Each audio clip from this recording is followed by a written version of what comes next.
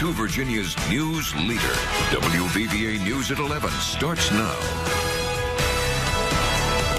Good evening and thank you for joining us. I am Martin Staunton. We begin tonight in Raleigh County with the manhunt that turned fatal following an officer-involved shooting that occurred at a Dollar General there this morning. According to West Virginia State Police Captain Maddie, that traffic stop occurred at the Dollar General that's in Midway. The trooper that was conducting the traffic stop, the trooper was shot while conducting that traffic stop when the suspect produced a firearm and then fired on the trooper, hitting him in the elbow. The suspect then fled the scene, leading law enforcement on a pursuit. They eventually located his vehicle. We have a picture of the suspect. That's him. It's Scott Arthur O'Brien. He's from Ohio. Captain Maddie has confirmed that the suspect is dead this evening.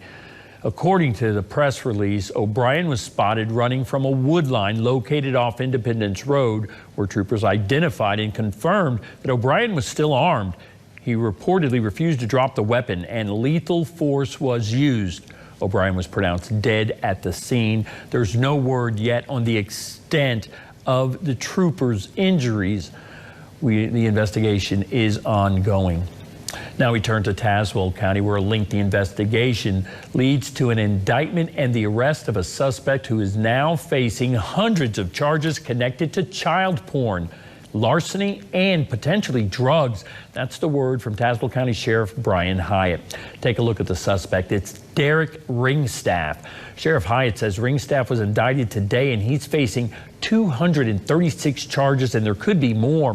Ringstaff's multiple count indictment charges him with a single count of grand larceny, single count of first offense possession of child pornography, and then 234 counts of possession of child pornography with subsequent offenses.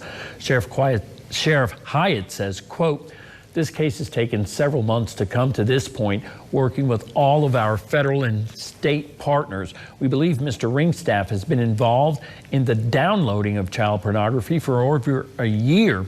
This has been a very taxing case, and our Internet Crimes Against Children Task Force agents have worked diligently along with our partners in the FBI," end quote. Hyatt says additional charges are pending upon the upcoming August special grand jury. The sheriff adds the possible drug charges stem from the initial search warrant that was conducted on Ringstaff's residence in Cedar Bluff and then turned over to the Drug Task Force. Ringstaff is currently being held without bond in the Southwest Virginia Regional Jail Authority Hayside facility. Now we turn back to Raleigh County and the continuing search for a missing girl out of Beckley. Her name is Elizabeth Thompson. She goes by Liz to many, and she's been missing since June 1st. Beckley police says that she left her residence on Prince Street on June 1st and has not been seen ever since. She's 17 years old, 5'6", weighs about 165 pounds. She's got black hair and black eyes. Anyone with information is urged to contact the Beckley Police Department. That number is 304-256-1720.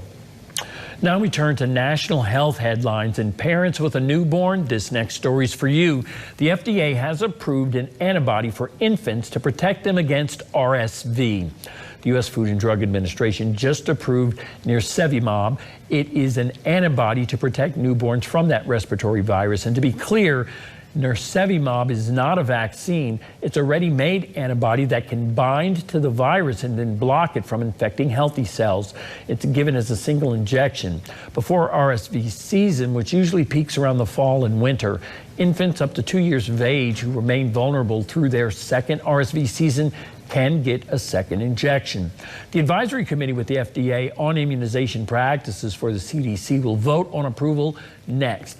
If the agency does sign off, nirsevimab will become the second antibody available to protect young children against RSV, which is the leading cause of hospitalization in infants in the U.S.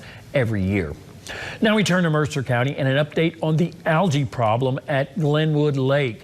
We spoke with the superintendent of Glenwood Park, Gavin Hager, and he says treatment has already started for that algae. It started last week. Today, employees from the Green Valley Glenwood Public Service District worked to thin the algae out with a boat propeller. Hager says that they're cutting the algae to help the algicide reach the soil at the bottom of the shallow lake. As of right now, that lake is still closed to public access while the algae problem there is being treated. And elsewhere in Mercer County, there's a new initiative to stop trash from polluting waterways. Last week, the county commission approved the purchase of a device to catch the debris. Our Robert Castillo spoke with leaders about the specifics of how it'll work. 7,500